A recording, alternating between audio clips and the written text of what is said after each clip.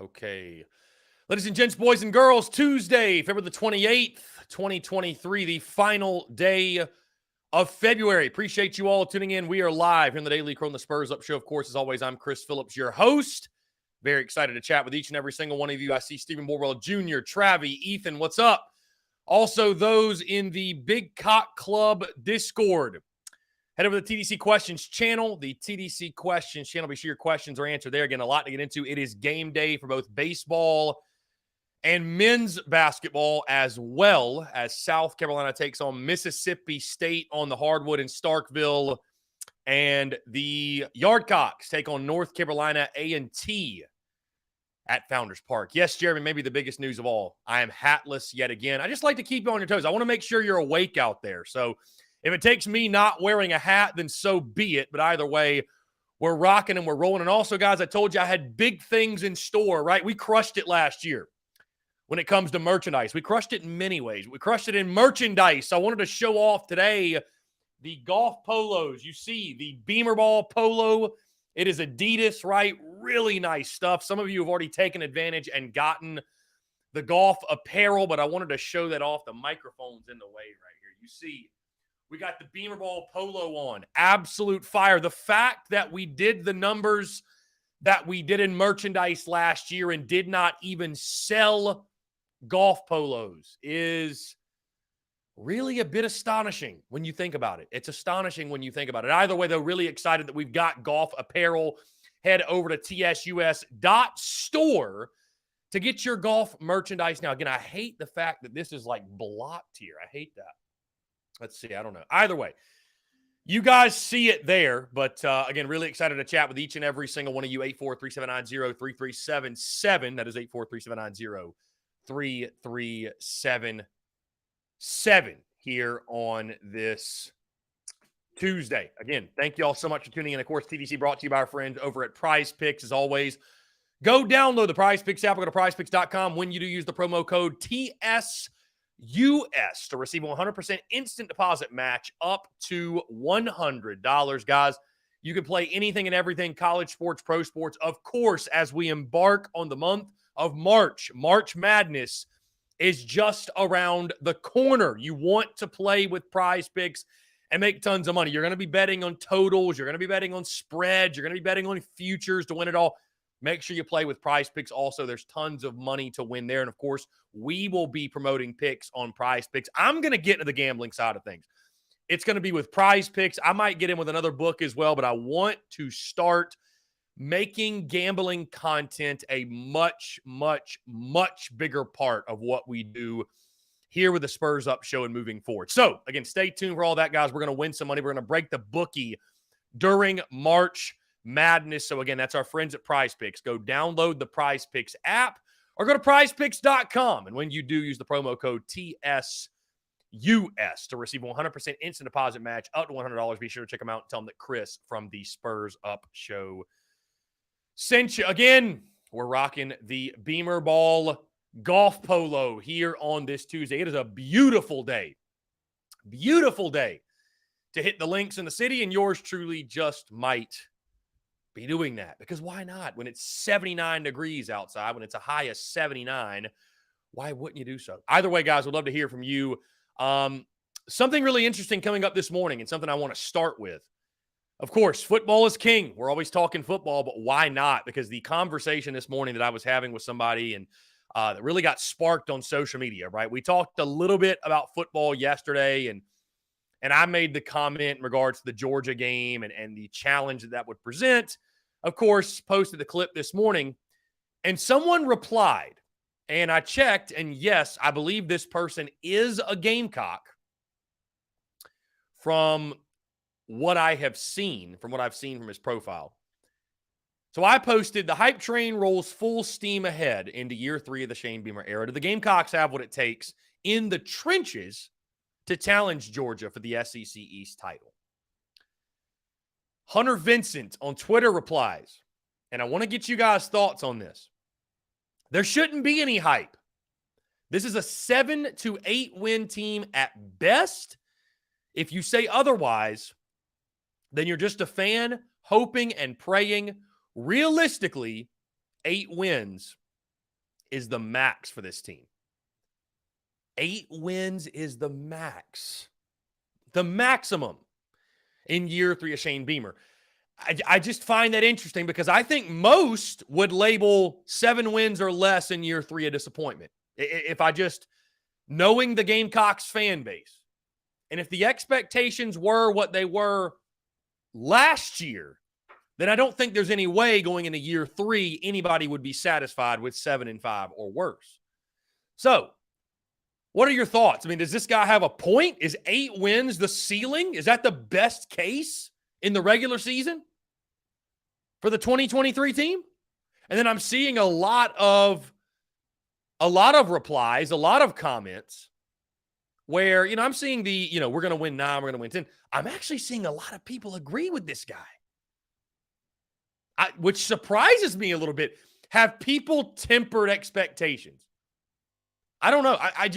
It kind of surprised me. I like to, with my content, open-ended banter. That's what I pride myself on, especially when it comes to TDC. I like to get a feeling on where you guys are at, just what fans are thinking, how fans are feeling in regards to, the season or the program or just the state of affairs with South Carolina. So, I mean, how are you guys feeling going into this season? Would you agree with that 8 wins is sort of the ceiling? It is the best case scenario. Hunter Kelly says we're going 12-0. Mark my words. Hunter, your words have been marked because we're not going 12-0. That's just silly.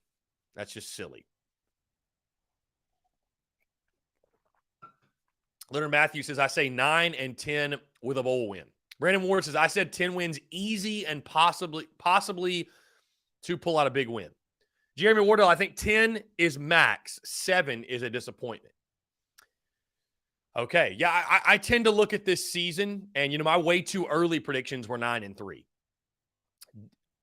My predictions will probably change. I always tell you guys they're always subject to change, right?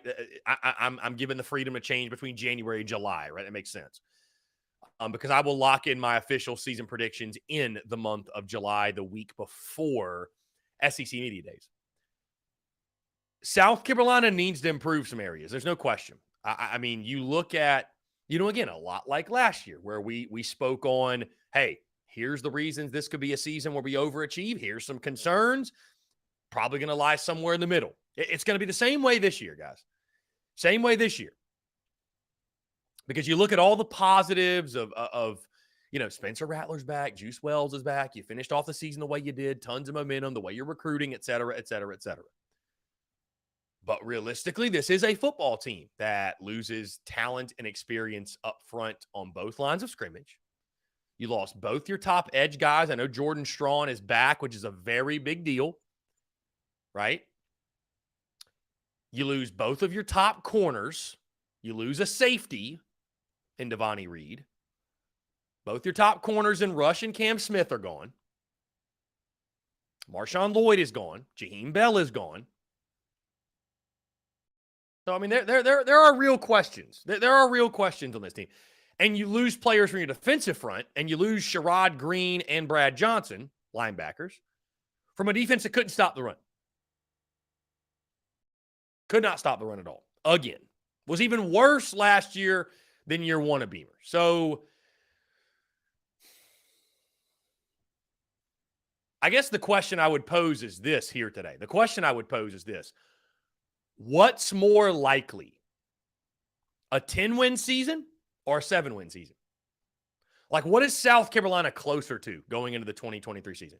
10 wins or 7 wins? Is it more likely you finish 8-5 in year 2? Is it more likely the Gamecocks improve on that 8-win mark, so win more than 8? Or is it more likely they take a step back and win 7 or less? What's more likely? What's the more likely scenario there? And I think there's arguments to be made both ways. I think there are for sure. I'll be honest with you. Again, I'm my way too early predictions 9-3. Right now, if you add nobody else, if you don't add a running back, if you don't add an edge, if you just took the roster you have right now, I think you're closer to 7. I do. I think it's more likely you take a step back. And I know I've said many times, doubt Shane Beamer at your own peril, and I get it. I get it. But I just 10 wins feels really aggressive. Feels really aggressive. And it's why I've said multiple times, if you win 8 or more, it's a great season in year 3 of Beamer. It's a great season. On the other hand, I get it, man. I get it. Spencer Rattler's back. Juice Wells is back. It's kind of the same pressure that you felt going into last year where it was like, man, it would just be such a shame if you don't get the most out of these guys. If you don't capitalize on having, one of the most talented quarterbacks in your history on campus. It would be such a shame if you don't capitalize. Jeff Gullish says, I can see us swapping Tennessee win last year with a Missouri win and Tennessee loss this year. Tennessee is far from a given this year. Far from a given. I know what we did at home against them, but you got to go to Rocky Top. They'll have revenge on their mind. Last time you were there, you got blasted. Tennessee is you're going to be an underdog in the Tennessee game. No question. That's a fun. Let's do that because I saw somebody comment something about South Carolina's going to be an underdog against Georgia and every other game's a toss-up or you're going to be a favorite in every other game. And I just could not disagree more. Guys, you're an underdog to UNC right now. I don't think that's going to stick, but you opened up as a 1.5-point dog. So this would be a fun piece of content. Talking about gambling content. We're getting into it right now because my way too early spread predictions, right? And these are pure guesses. And you know what, too, by the way, side note before we get into this, I love the people on social media that you post way too early projections. Like my buddy's over at 11.7, right? Ben Upton. They do a great job. He posted his, my field of 64 right now after what I've seen after 2 weeks. It's a harmless projection. Gamecocks, by the way, projected as a regional host in his projections. It's a harmless projection, though. Harmless projection. And, dude, there's people on specifically Facebook. It's really the boomers of Facebook. There's just people that act like you kicked their dog. I'm like, what do you have to be going through in life for this to upset you to this degree? It's content, bro. It's content. I'm going to post it. You know why? Because it causes a stir and it makes you act like a fool. People on Facebook, bro. I just don't understand. I don't understand some people. It's so funny. It's kind of like, too, when we had the weekly MVP award, and it was the Cock Commander MVP. And, dude, people on a weekly basis were losing their shit. Change the name of this award. I'm like, you only make me want to do it more. I almost made the baseball MVP the Cock Commander Award because I just wanted to see people on Facebook lose their shit because it's so funny. Either way, that's a bit of a side note. I just don't know why people it's content. It's fun. We talk about it. We discuss it. It's just fun. It's fun. I think it's fun. On that note, going down the schedule, my way too early spread projections for each and every single game. How many games will you be a favorite? How many games will you be an underdog? Will there be any that's a pick 'em? Let's go down the list. UNC, I think you're a favorite by the time toe meets leather. I do. I think you're going to be, like J.C. Sherbert said last week, a 3 to a 7-point favorite. Somebody keep tally of this, by the way. I don't have any of this written down. I'm just going down the schedule. So UNC, I think you're a favorite.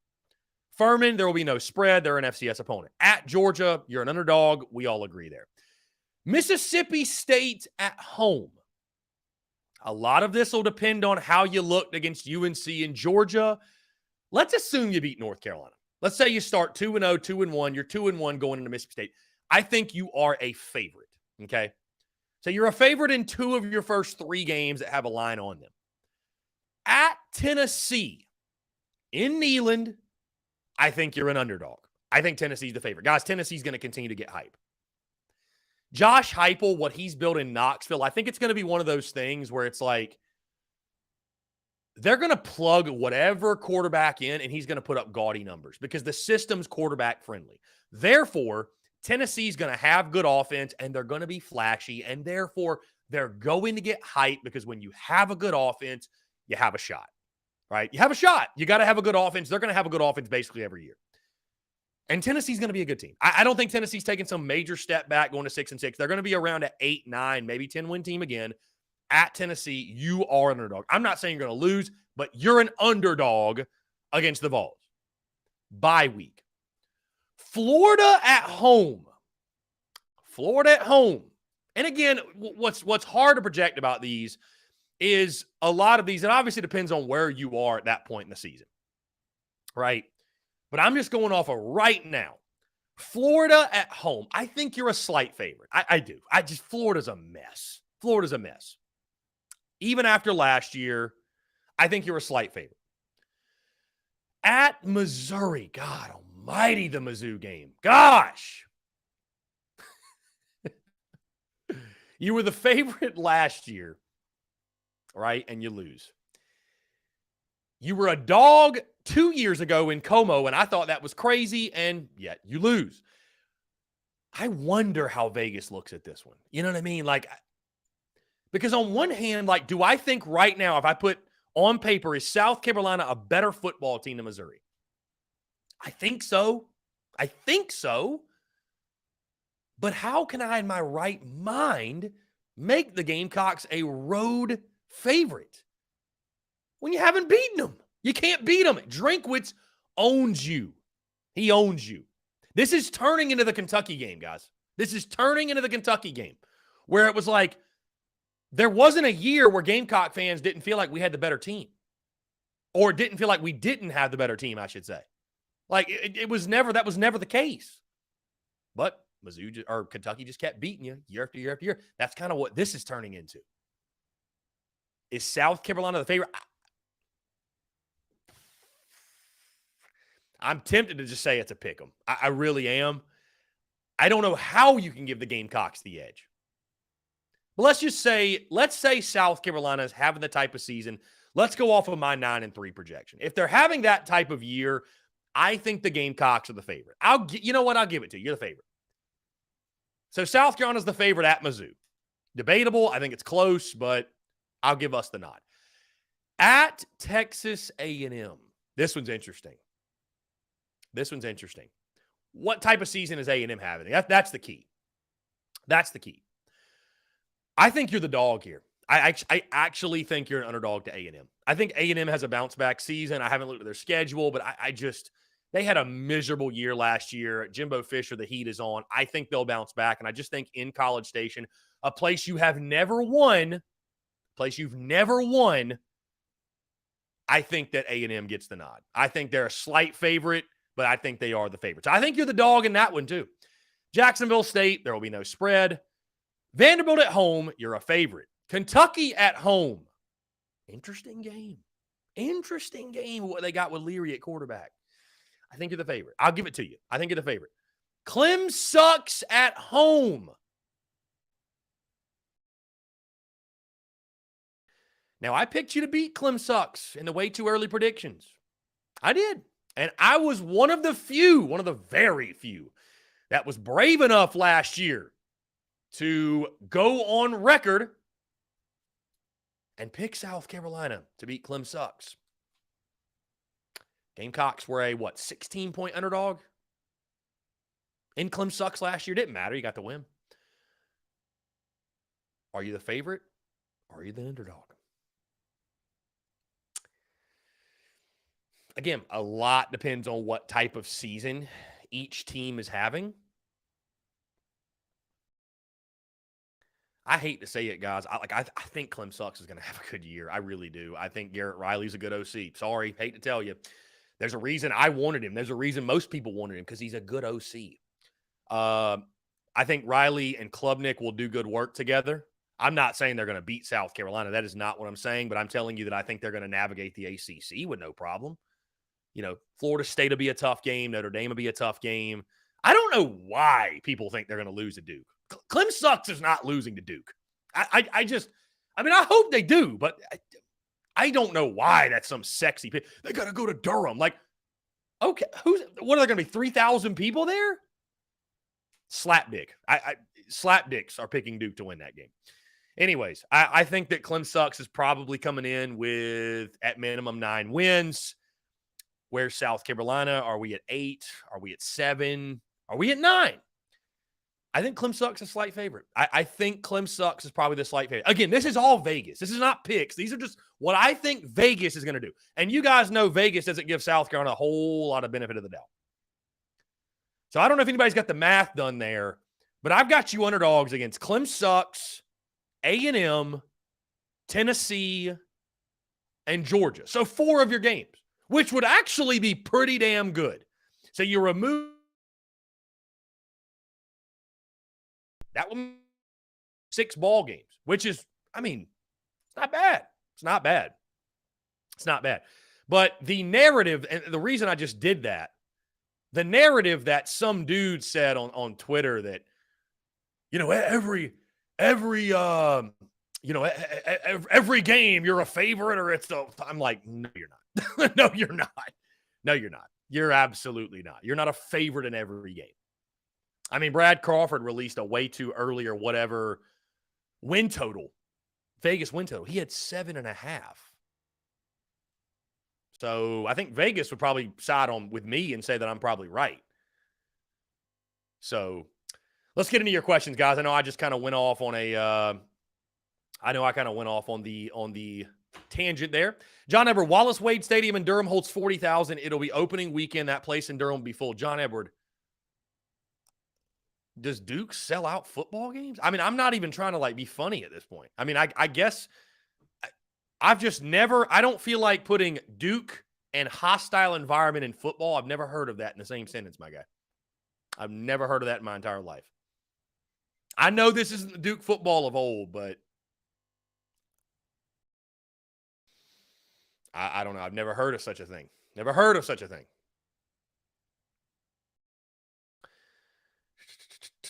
Let's see. All right. Getting back into your questions, I want to hear from you all. Let's see.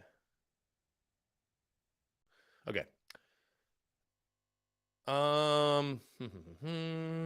Travie, we have to get our O and D lines in order before we start talking about a gaudy 10-win season. If our lines can improve drastically, it could be possible. Travie, I agree. That's why we're recruiting so hard there. Hunter Kelly, they might put the freshman quarterback in.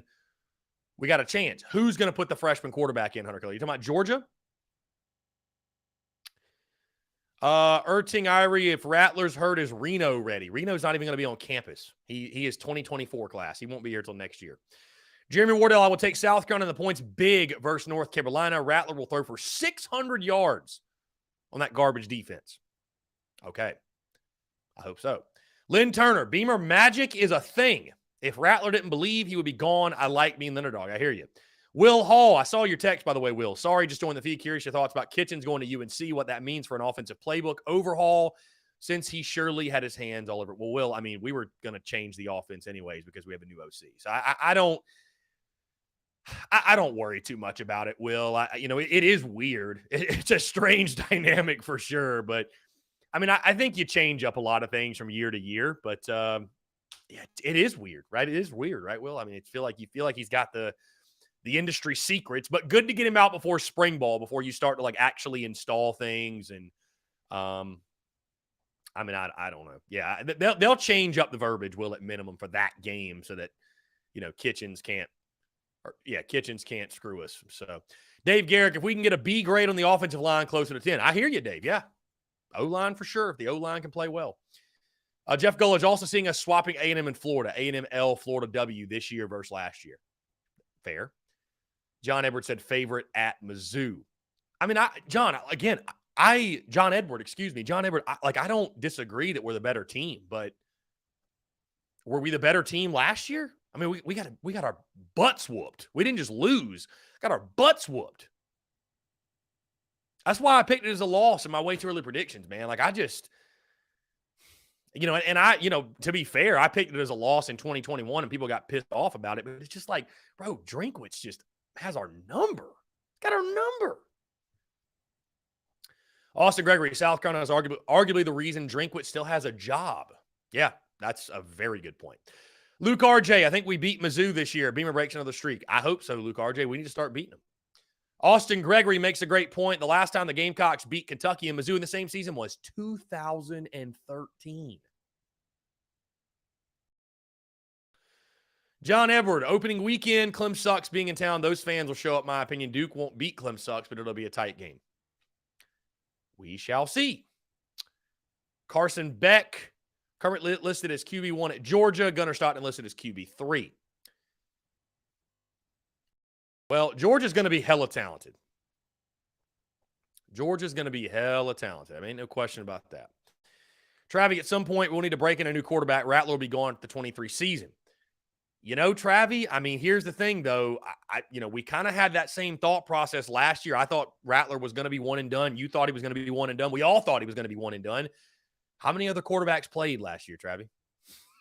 I mean, how many other quarterbacks played? I mean, Luke Doty, but did any young guys see any action? No. So, I know as fans, we sit here and would it be ideal to get these young guys in and be up by 50, and have those opportunities to get them in? Sure. But I mean, heck, I thought last year SC State, we're going to be up by 50 and we're going to get Braden Davis in and Tanner Bailey, and that game was a struggle. We needed those games for our starters to build rhythm. So I don't know that that's not the case this year. I don't know that that's not the case this year. And I just think, as fans, again, we think of it almost like in the NCAA football mentality of okay, we'll sub in the second team, we get up by 30. I don't think the coaches think about that as much as we think they do. And I'm not on the staff. I'm just totally guessing. But I think they're more so focused on, okay, let's just win this year, develop this year, worry about this year, and next year will be next year. Next year will take care of itself. But we need to win now. We need to do what we can to be the best we can be right now. Right? So,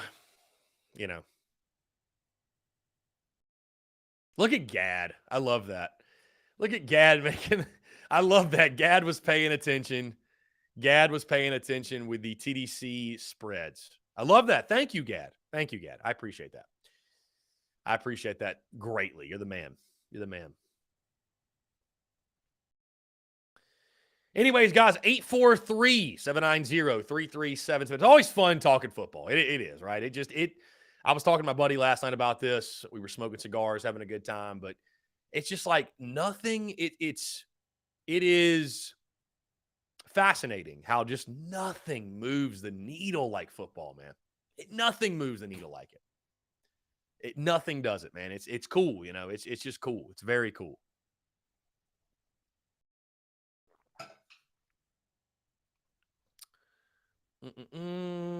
Austin Gregory, yes, I did see your Twitter message. Dylan Stewart upgraded to number 1 player overall according to On3. Gamecocks lead his recruitment with a 30% chance to land second place, Maryland. Yeah, I think we got him. Austin. The domination of the DMV is incredible. I mean, it's wild. It's just absolutely crazy.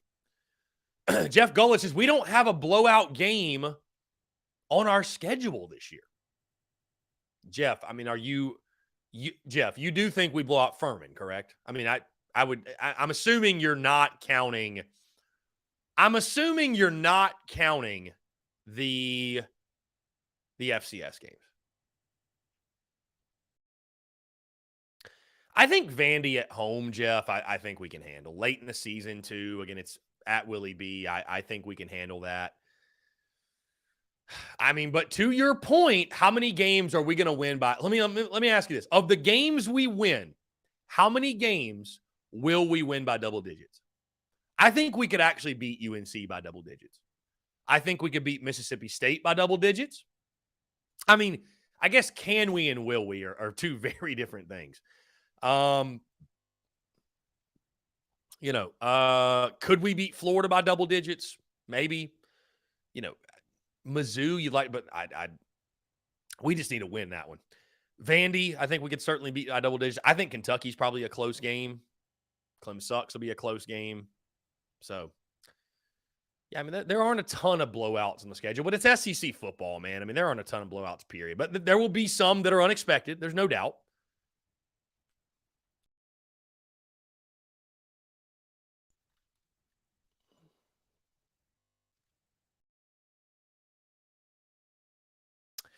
Again, guys, 843-790-3377. Lynn Turner, the year Alabama came to Duke, there were Bama fans buying season tickets to get guaranteed tickets to the game. I'm sure it's a little different now, but it used to be a running joke up here how cheap the Duke season tickets were. Austin Gregory, assuming that you pick us to sweep Clem Sucks, looking at our schedule, when will you choose the Yardcocks to lose their first game? Austin Gregory, that's a great question.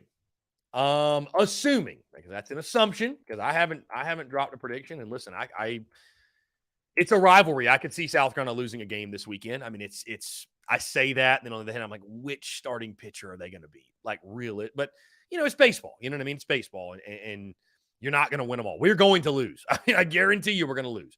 But let's just, for fun, let's say that we sweep Clem Sucks. I mean, after that, you've got the Citadel at home in the midweek.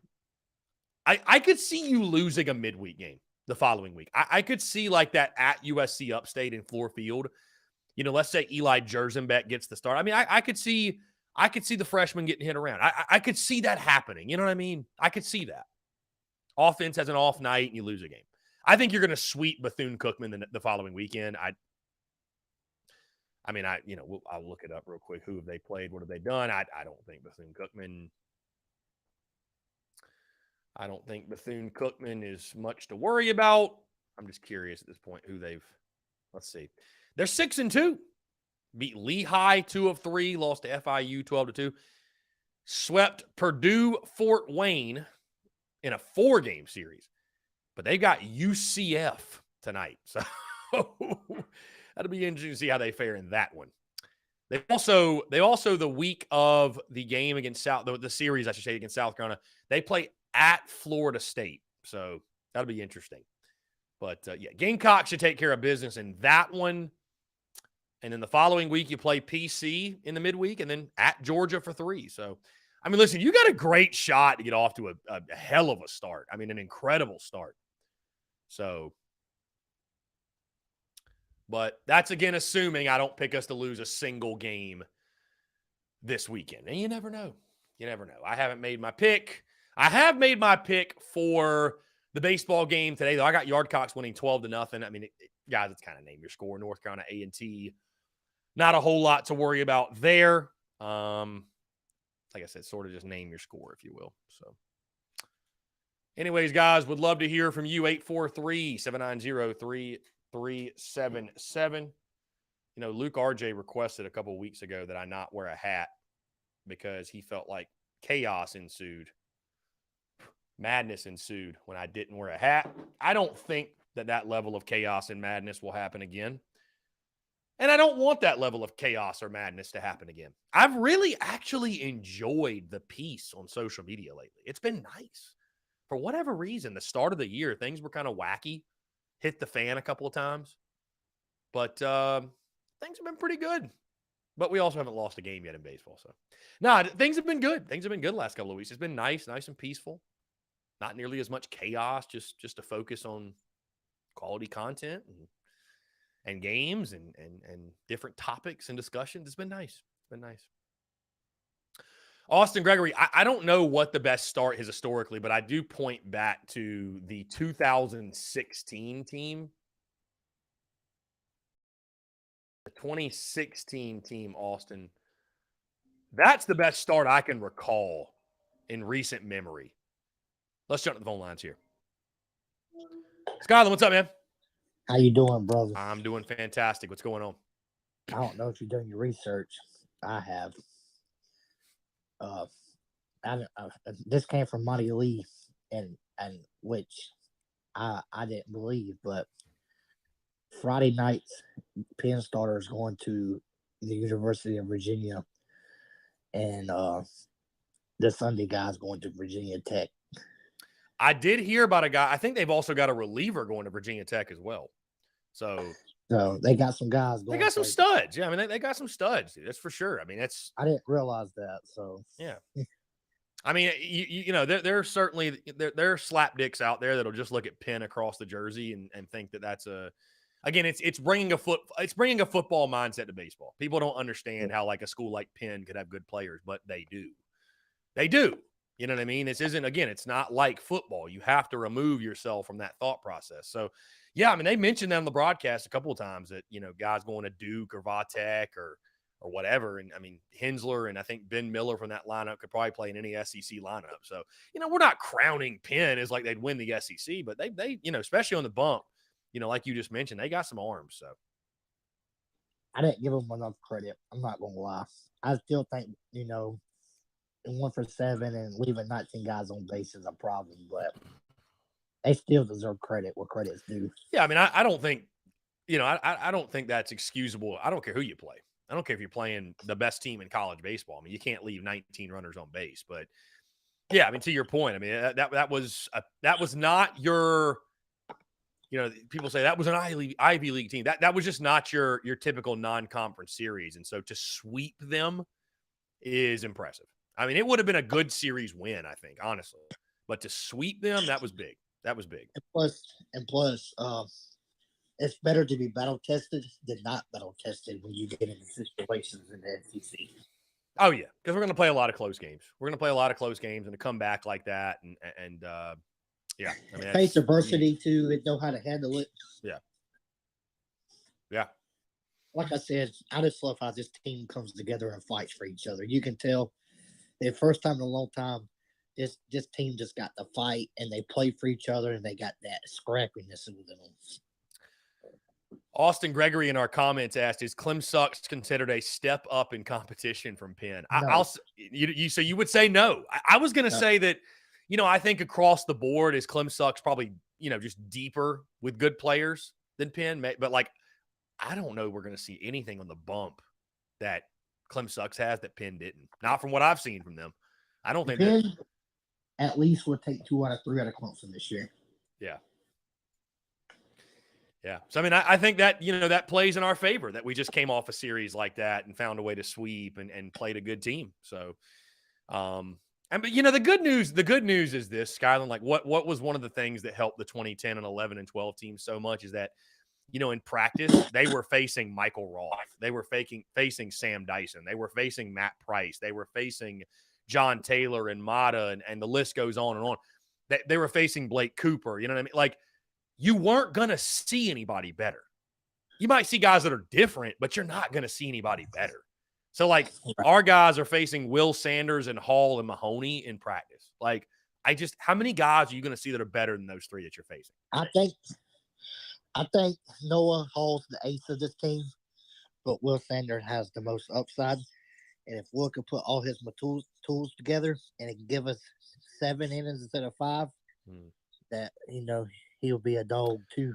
This is a big start for Will Sanders, man. It's a big start. It's a very big start because I just don't know how they're going to do the series, Chris. Oh yeah, because of the weather. Yeah. Well, I'm operating forward as we're playing until, otherwise, obviously. But I mean, it's just, it's going to be a big start for Will. Again, assuming they can play, it's going to be a very big start for Will. Because he just had, it's weird. Again, 5 innings pitched, 0 earned runs. It's like, what are we complaining about? But I think the expectations for him are just so high. And then you watch Noah Hall doing what he's doing, and it's like, all right, where you at? You know what I mean? So, but I think I think it's a positive. I really think it's a positive that there's competition. These guys are competing with each other, and it's only, you would hope it's only going to push.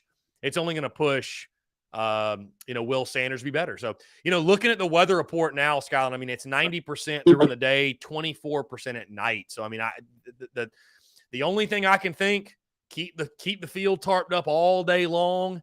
And hopefully the rain subsides around 7 o'clock, 7 or 8, and try to play it. That's what I would do. The thing about me is Clemson's fields holds water. They don't have a drain system like we have in Columbia. Yeah, well, we'll see. I mean, we'll see. I obviously do not want the series. I don't want the game canceled, number one. I'd hate to see the Friday game move to a midweek, number 2, and so we'll see. We'll see. I mean, I'm sure they've got a plan. I'm sure they're already thinking about it. We'll figure it out, whatever. But tarp the whole field, not just the infield. Tarp the whole field. Tarp the whole thing. Yeah, I agree, bro. If you know it's coming, dude, tarp it. Get after it. Yeah. You I mean, got the money to go as buy- long as you tarp it and you got some whatever, the dry dirt, whatever for the mound, you're good. We're rolling. Let's go. the quick dry stuff. Yeah, the quick dry stuff. Yeah, let's go. Let's go. So guys might be slipping, and hey, put your best cleats on and let's go. So Hey, what you can do is tarp the whole field. Put 3 or 4 blowers out there while it's raining. Keep underneath the tarp. Get you a couple of squeegees. When you take the top off, squeegee the top right fast, all the way to the fence, and let's roll with it. yeah, I'm game. Let's just get the game played. Let's just get it played. Anyway, I just wanted to share the information about Penn's pitchers. So definitely they did have some studs. Yeah, no, I appreciate that. No, I think that gives great perspective to people that maybe just again do not. Penn's not a team, or we're not going to. But Penn's a quality team. They got good players. And I just think the emphasis should be on to get the sweep in that one's a big deal. That was a nice series sweep.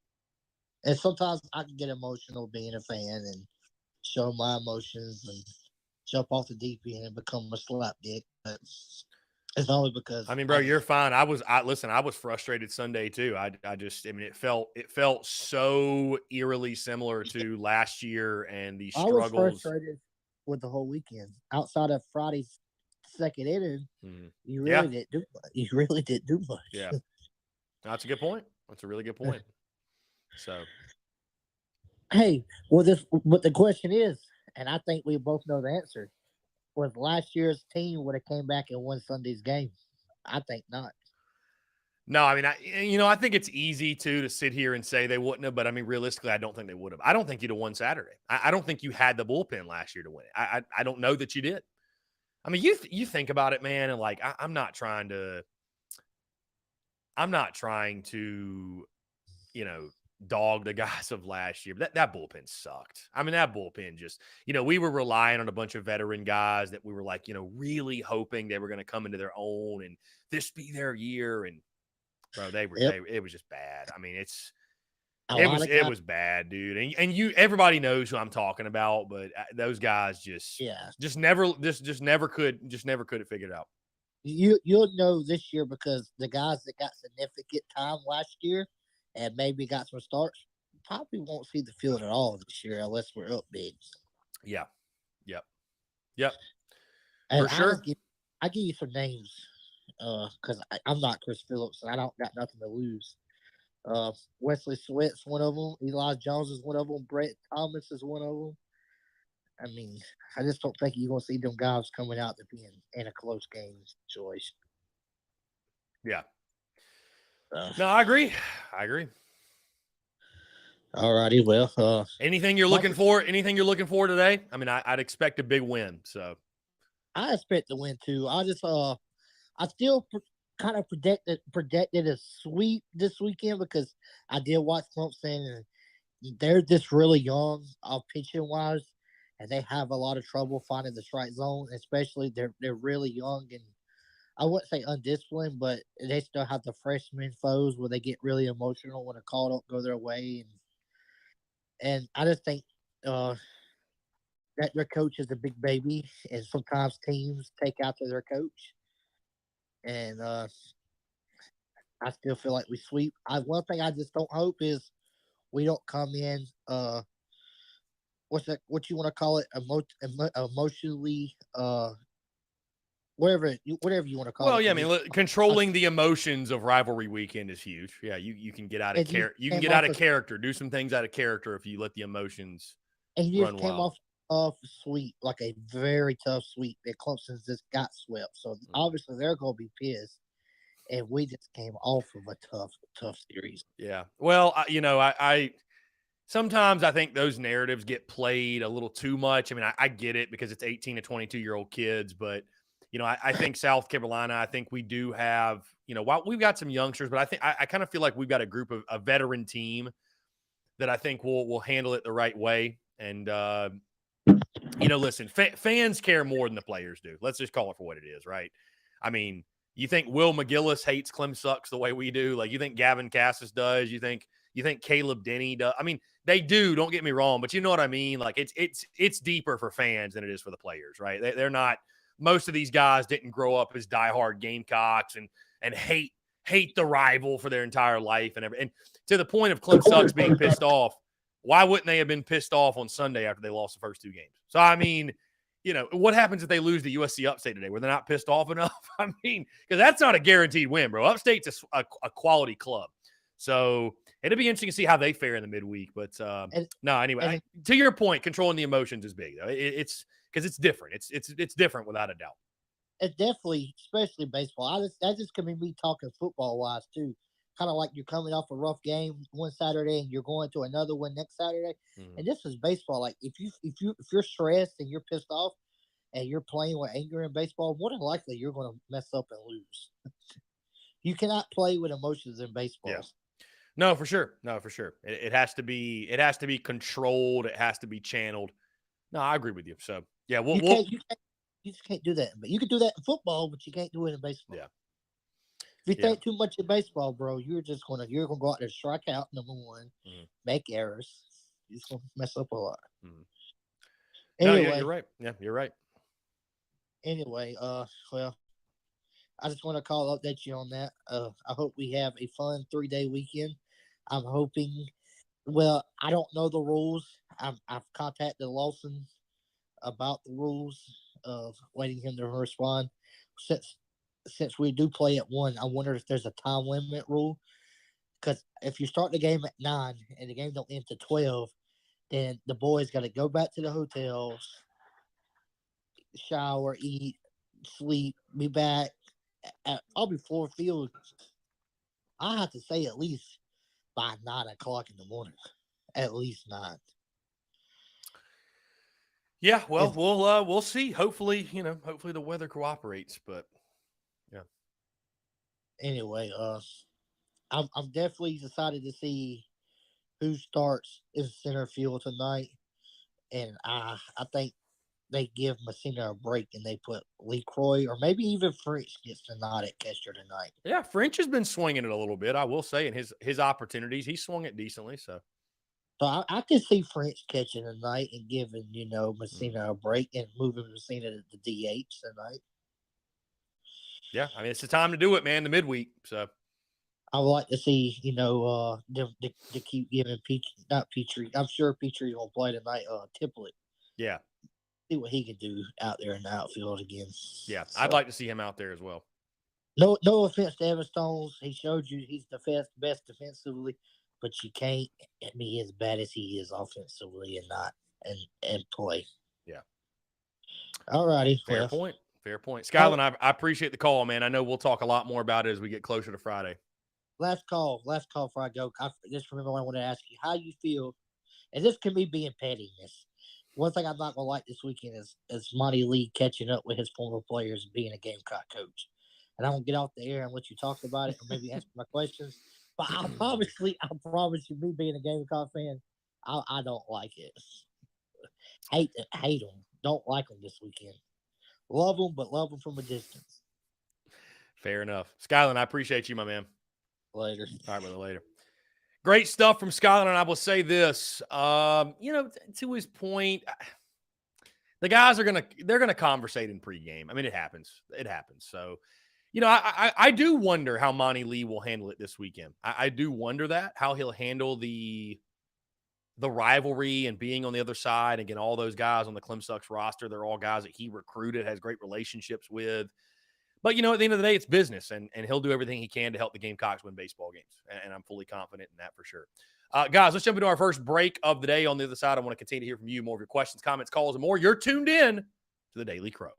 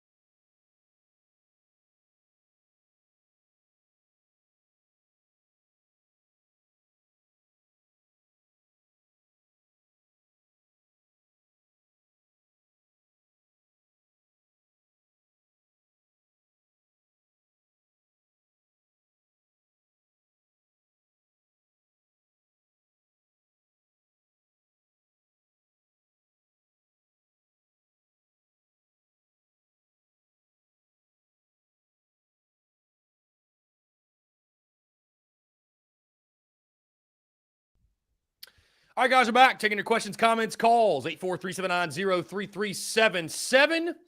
That is 843-790-3377 here on this Tuesday, the final day of the month of February. How about that? Austin Greer says, I got us losing tonight 5-3. Austin, what is your love fest with North Carolina A&T? I mean, what am I missing? Austin, what do you know that I don't?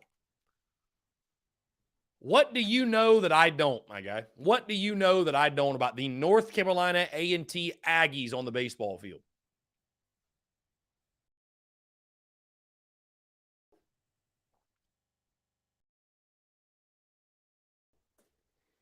Screenshotted and posted in the Discord because I need to document that. Austin Greer picking us to lose to North Carolina A&T. I mean, listen, I respect it. I respect all predictions and whatever. I'm telling you, they're a sneaky good team, he says. Austin, I mean, I've looked at their schedule, and I mean, who have they beaten that tells you that? By the way, somebody was asking about the best start in school history. The 2016 team started 10-0, then lost 2 of 3 to Clem Sucks. But that team started 23-2. 23-2. Swept their first 2 SEC series. So,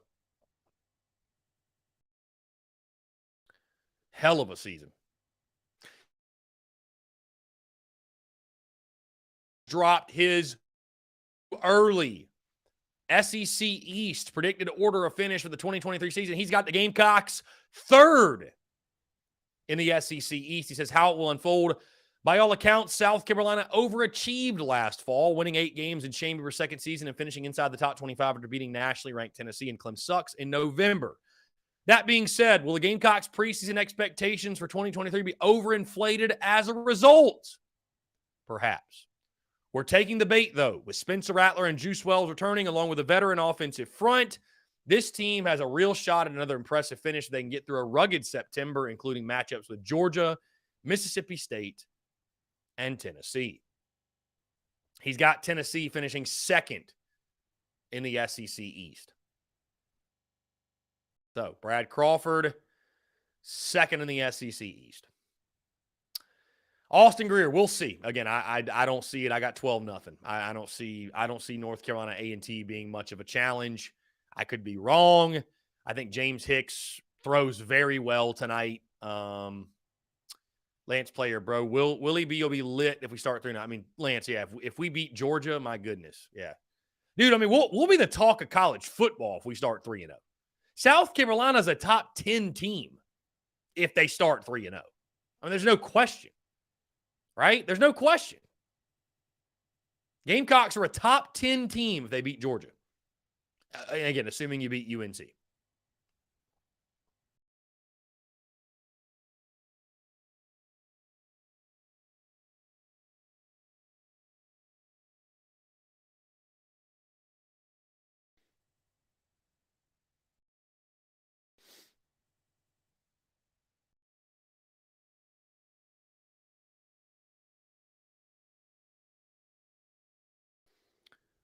Anyways, guys, 843-790-3377. That is 843-790-3377 here on this Tuesday. Again, like I said, the final day of February. What a busy March we've got in store. What a busy March we've got in store. Going to be on the road a lot, so just prepare yourself for that. But looking forward to it, man. Going to be a blast. SEC play will get going in baseball. Of course, postseason play for women's basketball. The men's basketball season will mercifully come to an end. Dude, you know what's so funny? Again, I have that Time Hop app, so I see what was posted a year ago today, 2, 3, 4. I feel like I've been saying the same things about men's basketball like for years. Every year, it's like we get to this point and we can't wait for the season to be over. And it's just so unfortunate. It's so unfortunate. You know what I mean? It is. But that's just where we're at. So, women's basketball. Hey, the SEC tournament gets going tomorrow. Gamecocks will play on Friday. Like I mentioned, guys, yesterday, TDC will be 10-12. By the way, I apologize. Yesterday's TDC, the podcast form, did not post for some reason when it was supposed to. That is up and available now on iTunes, Spotify, Stitcher, Google Podcasts. And today's, I will be sure it will get out at 3 o'clock as it normally does. Apologies. Sometimes technology is great until it isn't. And that was certainly the case today. Either way, though, really excited for, we're going to rock TDC 10-12 on Friday because Gamecocks, of course, will tip off at noon. In their first game of the SEC tournament. I know we're all expecting South Carolina to get the W. I wonder if there's got to be some like SEC tournament odds, right? You would think so. Maybe not, though. There's not a whole lot of women's basketball odds, unfortunately. So let's see. Okay, that's 2022.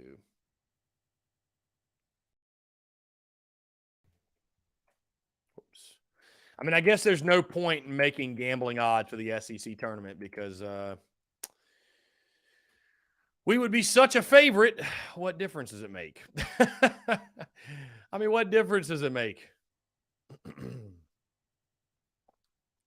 Let's see. I think they've got the men's odds. Yeah. So the Gamecocks don't even have odds. That's how unlikely it is that South Carolina wins the SEC tournament. Yep. Isn't that something? Love it. Lynn Turner says sometimes those midweek games, our opponents will throw their ace depending on their weekend opponent. The win means more for them than it does for us. I mean, Lynn, again, I hear you. I understand that. I'll still side with the Gamecocks today. I think South Carolina, again, North Carolina A&T, hey, I respect all predictions, and maybe Austin Greer knows something, again, that we all don't. I'll tip my cap to you, Austin, if North Carolina A&T does indeed get the W. I'll tip my cap to you for calling it, but I don't see it, to be honest with you at this point. But I'll tip my cap to you, no doubt. No doubt. Hoping to see the offensive explosion return, for sure. Hoping to see the offensive explosion return. Florida, red hot right now on the offensive side. You look at Florida, 102 hits. They are second in the nation, a .685 slugging percentage, which is third in the nation. 23 doubles, which is tied third in the nation. 366 average, which is fifth. 91 runs, which is fifth. 20 home runs, tied sixth, which we have more, actually. And a .461 on base percentage. They are tied for first. So Florida's crushing. I know Florida's getting a lot of hype. Our good friend, again, Ben Upton over at 11.7. He's actually picking the Gators to be the number one seed overall in college baseball. So when the postseason hits. So, I mean, the SEC is just deep as ever, man. The SEC is deep as ever. And it should be a blast. Should be a blast. By the way, some great midweek baseball today. Great midweek baseball. Stephen Derrick says, need a Robbie prediction, and literally on cue, here he is. Robbie Davis, Zaxby's Hall of Famer. Robbie Davis, did you or did you not read Stephen Derrick's comment and call in immediately after? Well, believe it or not, there's three reasons why I'm calling in right now. First things first, I want to apologize for yesterday. I was not having a good day, and instead of shrugging it off, I kind of took it personal, and I'm sorry for that. As a matter of fact, the comments are off. But I did not mean to. I was having a bad day. I woke up on the wrong side of the bed yesterday. I was not in a really good mood, and instead of shrugging off the comment, I let it get to my head, and it pissed me off. So I am apologizing publicly on air. So I am truly sorry. Yeah, Robbie, you're good, Robbie. I was kind of just giving you more so crap yesterday, but no, you're good. You're good. I appreciate it. You're good. No, and you've hung out with me enough to know that it takes a lot to really piss me off. So you probably knew something was going on if Robbie's this upset over a comment.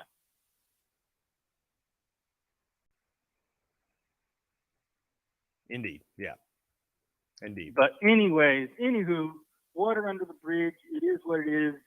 We're going to just move on. Shrug off, stand up, keep moving forward, as always. And I'm going to try to make this quick because my phone's on like less than 28%.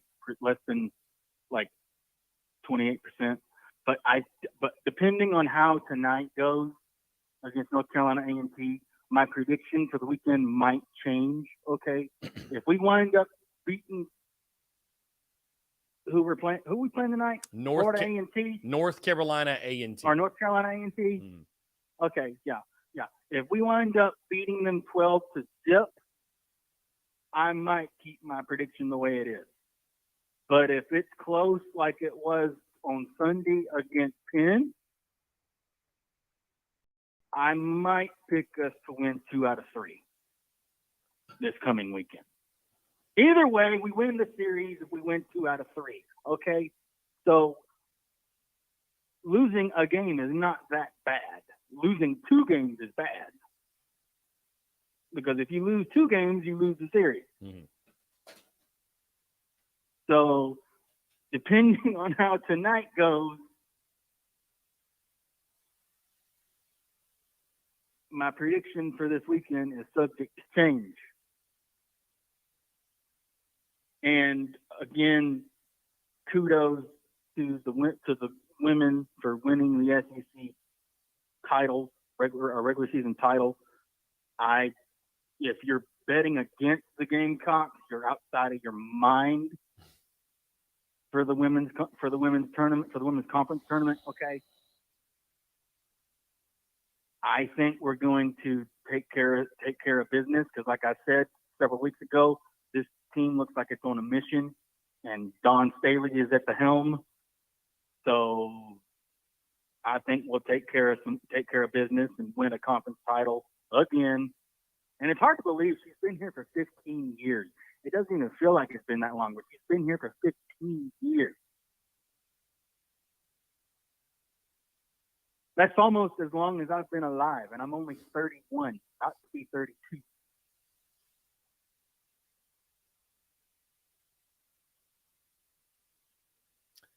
Yeah, I think you'd be crazy to bet against the Gamecocks to win the SEC tournament as well. But you never know. They lost. They didn't win it last year. Hey, they did not win it last year. So you really never know. Last year. You never know. And honestly, whenever it gets down to tournament time, especially whenever you're the best team in the country, you're going to get everybody's best shot, no matter who you're playing against. Doesn't matter if it's in the conference tourney. Doesn't matter if it's in the NCAA tourney. You're going to get everybody's best shot because of what is next to your name, and that is number 1. Yeah, I mean, I think they will win it, but we've played some close games this season. So I know we're winning games, but we've played some closer games than I expected. So there's pressure, to stay perfect. There's definitely pressure. So yeah, for sure. But I think that by Friday Dawn Staley will have them ready to go. And they know what they're gunning for. Mm-hmm. So I think they will definitely take care of business. And my prediction for tonight, if it goes as I'm hoping, I think we'll win 11-0. And if that happens, I'm sticking with the sweep. If not, if it's close, then I'm probably going to change my prediction for the weekend. But I think I think it's going to be 11-0 because I think these guys want to prove that they don't want another Sunday or another game like they had on Sunday where they left so many runners on. And so I think they will do their darndest to capitalize today. Mm-hmm. And take care of business. I don't know who's pitching for us today, but I know they're a darn good pitcher if they're pitching for South Carolina. But Yeah, I think James we'll win Hicks. it 11-0. James Hicks will get the Oh, baseball Hicks is today. okay. Yeah, Hicks is is pitching. going. Yeah. Yes. Oh yeah. Yeah. Yeah. Okay. Yeah. And I'm really not that worried if Hicks is pitching. I think you'll I probably was see. impressed with him. I think you'll probably see a combination of Hicks, Eli Jones, Austin Williamson, Yeah. Dylan Askew. You know, maybe Right. maybe some others, but Nick Proctor maybe. But yeah. So yeah, I think pitching. I think pitching will dominate for sure. I mean, I feel Yeah. confident you're going to get a solid win today, no doubt. For sure.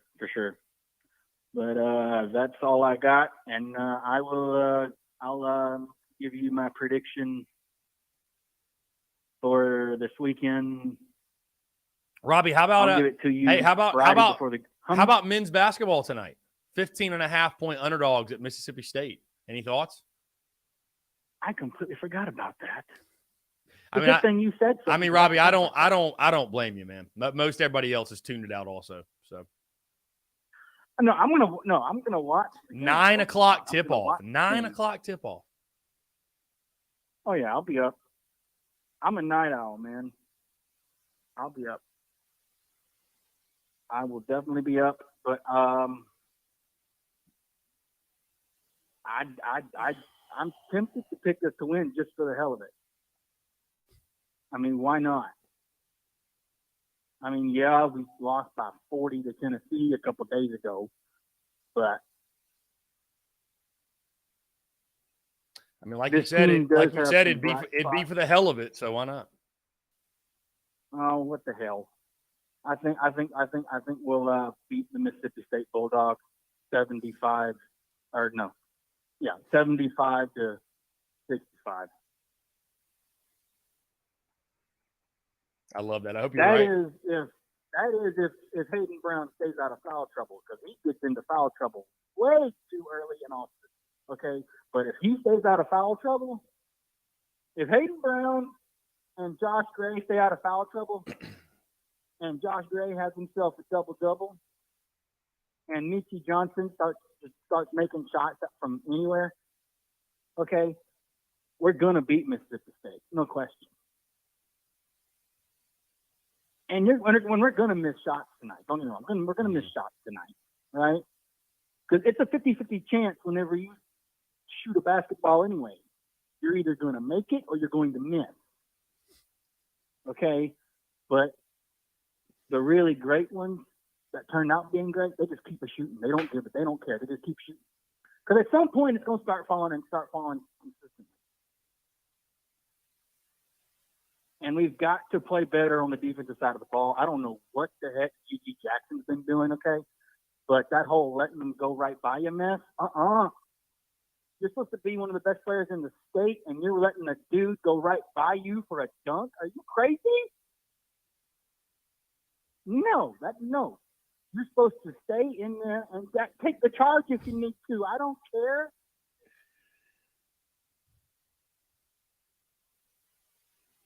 If you get a boo-boo, put some dirt on it and get over it.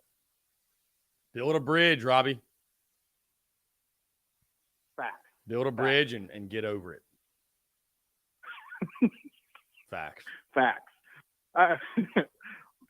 yeah, I will definitely be watching the baseball game, and then I'll watch the basketball game later on this evening.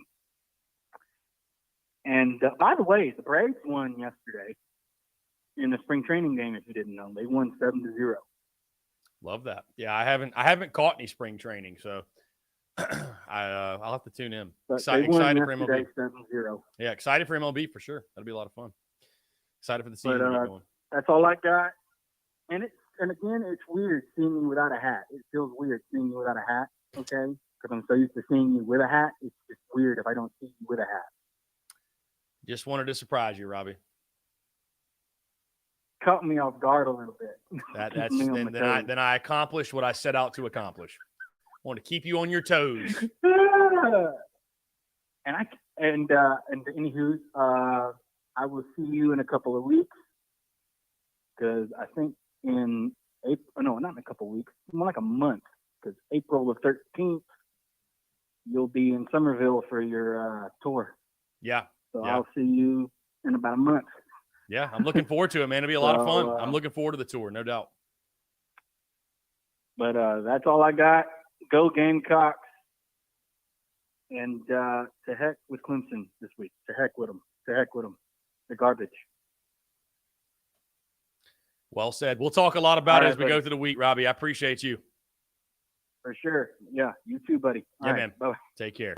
Great stuff from Robbie Davis, as always. Guys, we're going to jump into the break. On the side, I want to continue to hear from you, more of your questions, your comments, your calls, and more. You're tuned in to the Daily Crow.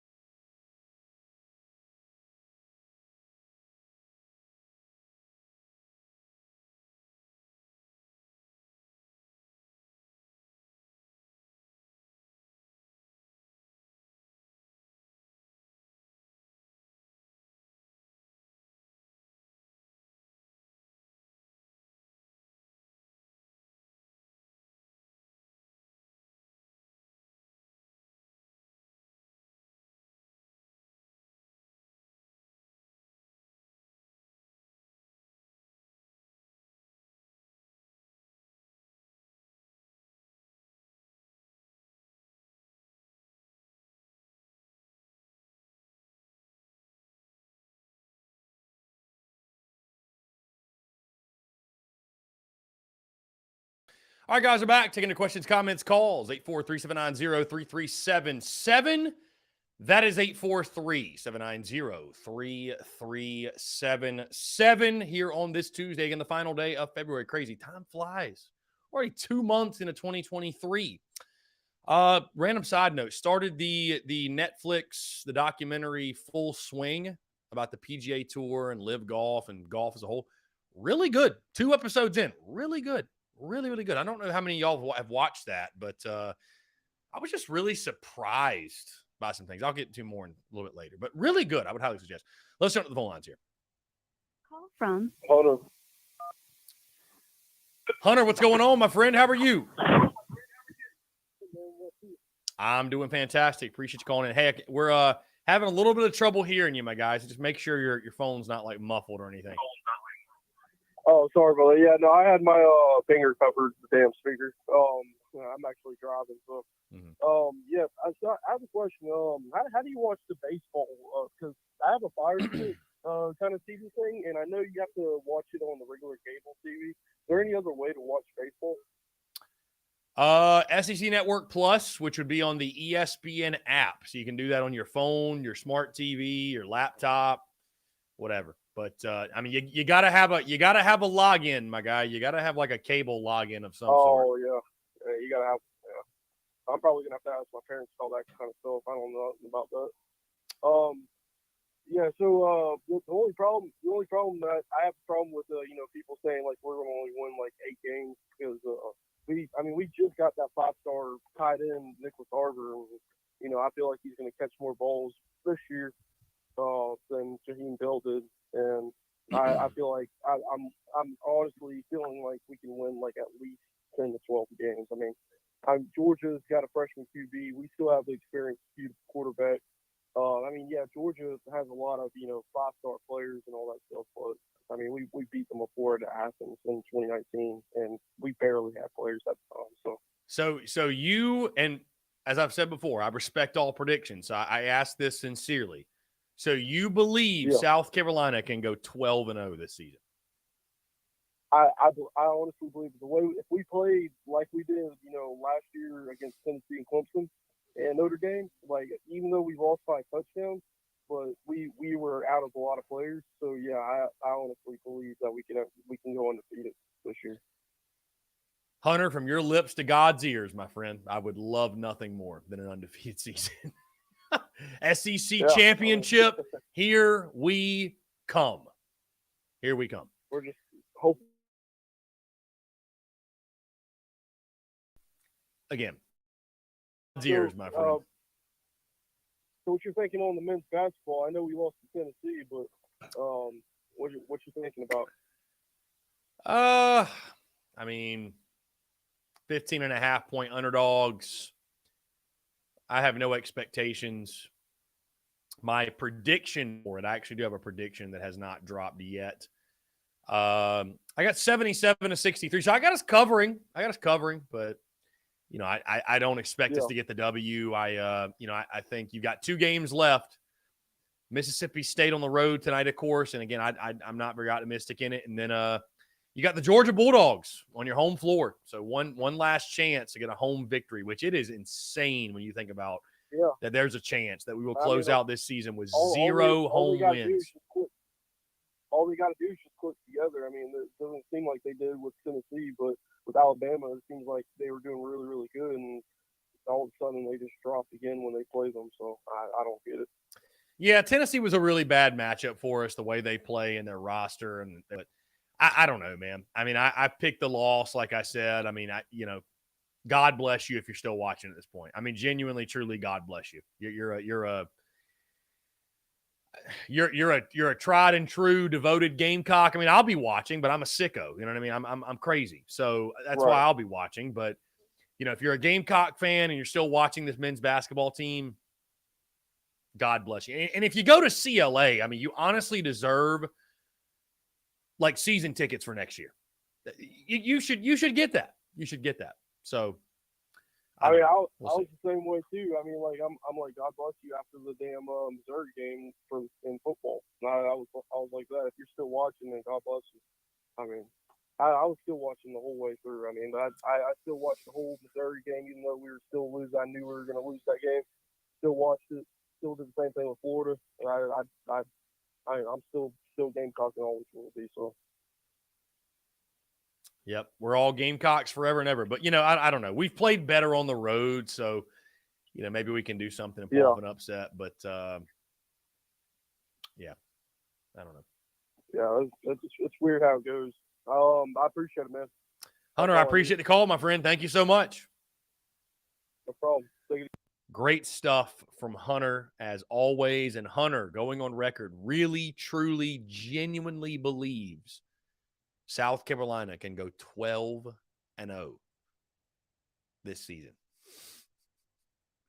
I feel like I should clip that just to like let the masses know, hey, we got faith, man. We believe in Beamer. We believe in Beamer. Greg Bedinger says, if we play like we did against Tennessee every week, we could go 12-0, but it's not likely. Well, see, Greg, I think that, you know, going into a football season, I think that's where folks get a bit confused, if you will. And that's, you know, why some folks have trouble making predictions, is because they predict as if their favorite team is going to play their best every week. And it just doesn't happen. Again, what makes, in my opinion, a team like a Georgia, an Alabama, like the elites, why are they able to go undefeated? Why are they the best of the best? It's like being a pro golfer. Hear me out. What makes a professional golfer is not that his best shot is in the hole. Hey, slapdick amateurs can hit hole-in-ones. Normally, it's like the worst players that hit hole-in-ones too. I mean, any slapdick can chip one, and any slapdick can hit the green. What makes the best of the best is their misses. Their misses are very small. Their misses are the best shots for the amateur, right? Like their misses are very, very small. That's what makes them, and their consistency. They consistently have small misses. That is what makes them so great. So take that over to college football as a whole, but definitely college football. South Carolina's best game could beat anybody. South Carolina's best game last year, I mean, if South Carolina, copy-paste what you did against Tennessee last year, you go undefeated. But it's not about when you play your best game and it all clicks and everything goes your way, can you win? No, you can win. It's about when you play your C game, can you still win? And there just aren't many teams that can get away with playing their C game. Georgia, they can play their C game and still win. They did it last year at Mizzou. They still got the dub. They found a way. Bama can play their C game and still win. The best of the best can do that. Their floor is so much higher, right? Most of the time, it's not really even about raising your ceiling. It's about bringing your floor up. And I just don't think South Carolina is in a place right now. They're not going to play their A-plus game every game this fall. Newsflash, they're not. And that's okay, but they're not. Can you still win when you play your C game? And unfortunately, and again, this goes for most teams in the SEC. That's why there's the craziness in the SEC. That's why there's the craziness in the league. Because there's a bunch of teams that are separated by very thin margins. And one day, the 10th best team might play their A game. And the 4th best team might play their C game. And guess what? That A game is going to be good enough to win. Because there aren't many teams that can play their C game and get away with it. But Georgia can. Alabama can. The best of the best can, but there's a reason. They're the elites. That's one of the things that makes you elite.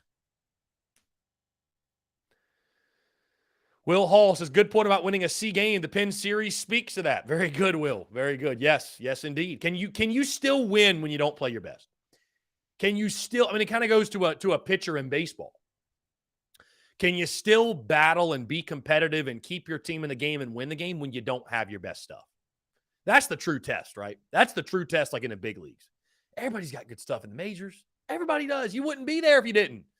But when you don't have it, like when your slider, your curveball, your breaking stuff's not working, can you go to the changeup? When your changeup's not working, can you rely on your fastball and your breaking ball? Like, are you able to do that? Are you able to work around it? And maybe you're not perfect, but you're good enough to keep your team in the game and win a ball game. That's really what separates, I think, the elites from the, guys that are just good. You know what I mean? There's a difference. And so it goes the same way with college football teams. When you don't have your best, can you still win? When you don't play your best, can you still find a way to win? South Carolina, it's just like last year, for example, guys, like the margin for error was just so small. And when the Gamecocks didn't play their best, they looked bad. We looked bad, dude. We looked bad. Those last 2 weeks were a lot of fun, but we didn't play our best. It was tough. And again, that goes for most teams. Like, let's not pretend like that's just a South Carolina thing. Let's jump to the phone lines here. Call from Luke RJ. Luke RJ, what's up, man? Good to hear from you. Been a while. Yeah, man. How you doing today? I'm doing fantastic, man. It's a beautiful day in the city, and we're rocking and rolling here, man. So I think it's a good day to talk about some Penn baseball. Fire away, my guy. Fire away. Yeah, absolutely. Okay, so so what do you think the difference is between a good Ivy League school like Penn and let's just say South Carolina? What makes the difference? I get that any small school can be a big school on any given day. It's in baseball. But what makes the difference? Would you say? Would it be depth? I would say number one, I would say number one, just the overall talent of the rosters. South Carolina has more good players than Penn has. Depth. So, that kind of goes hand in hand. Depth. You got more good players than they do. In regards to hitters, in regards to your pitching staff. So I think that's probably number one. And I think that's probably just the main thing. What makes South Carolina better than Penn? You just have more good players. Baseball is a game, though. I know what you're getting at. Obviously, the conversation we had last night. But baseball is a game where there are a lot of good players because it's such a skill game. Again, that's what makes baseball different than football. Football is about brute strength, size, speed. It's about those things. Baseball's not about those things. It's a skill game, right? It's a skill game, and it's a very hard game. We all know that. That's why small teams are able to beat big teams, because if you've got one guy that, maybe he got there and developed, or he just wanted to go to your school, and you got a guy like Penn's got a guy throwing 95 on a Sunday, that gives you a chance. That's why you see midweeks, you see these big teams lose to the midweek teams. Florida loses to South Florida. You see Arkansas loses 2 of 3 to freaking Eastern Illinois. You see, Vandy loses to Central Illinois, I think it was, opening weekend or something like that. Like, it happens. You know what I mean? And so Penn had good players, though. Penn had some very good players. They had some very good pitchers. Very good pitchers. Their third baseman. To your point, I would say this, Luke RJ. If the players on Penn aren't comparable to other good baseball players, then like Wyatt Hensler, the third baseman, was a third-team All-American last year. Should those guys not be included on the All-American teams because of the competition they're playing and who they play for? And you see what I'm saying? Like, baseball exists outside of the SEC. I'm not saying Penn's going to go to the regionals and go to the supers and go to Omaha, but they had good players. They definitely had good pitchers. And like Skyland just highlighted, in case you missed it earlier, their Friday guy is going to Virginia next year, and their Sunday guy is going to, I think he said Duke or something. So, they've got a couple of guys that are literally transferring as grad guys, going to Power 5 schools, going to ACC schools. So, that Penn team had some capable players for sure. They're not an SEC team by any means, but They had some capable players, no doubt. Yeah, so like if you were to take that team and then put them up against like our schedule, like every like just the whole year, they probably wouldn't, come out with a better record than us or say another SEC school, right? They'd struggle. I mean, listen, they'd struggle because over the course, that's why you play so many games because, a team can lose one individual game in baseball because the number of outcomes are so random in baseball that it can happen, right? But yeah, I mean, listen, you put Penn up against the competition South Carolina faces weekend in, weekend out in the SEC, they'd struggle. There's no question they'd struggle. They don't have enough good players, right, They got withstand that schedule, really. to withstand that competition. Yeah. So I mean, like I get the point that they're a good team, but there is some things that separate a good Ivy League school or a small school from a Power 5 still. I mean, if I get it's not the same as football, right? But isn't there some separation? I mean, there's a difference. I mean, there is, but right? I don't think you can just blanket statement that for the entire group of 5 because like there are some really good group of 5 teams. I mean, dude, look at South Carolina last year. We were an SEC team. East Carolina would have smoked us. There were group of 5 teams that would have smoked us last year. So, I mean, it's not like a perfect argument. It's not just like, well, every Power 5 team is better than every group of 5. That's just not.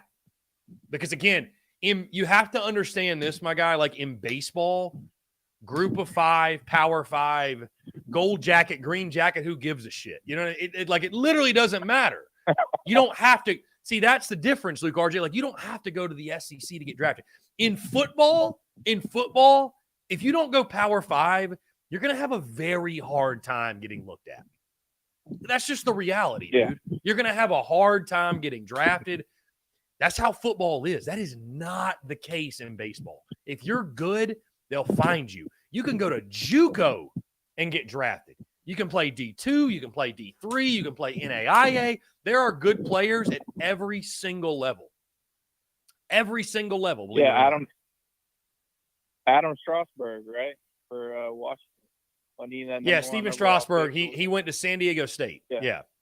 But there's tons of good players. Like, dude, again, it's Power 5 literally does not matter in college baseball. Like, it's not even really a good, and I'm not knocking you, but it's just really not even a good argument. I mean, yeah, sure, a school like Texas should have more good players than a school like, I don't know, Cal State Fullerton, but they don't. Like, they don't.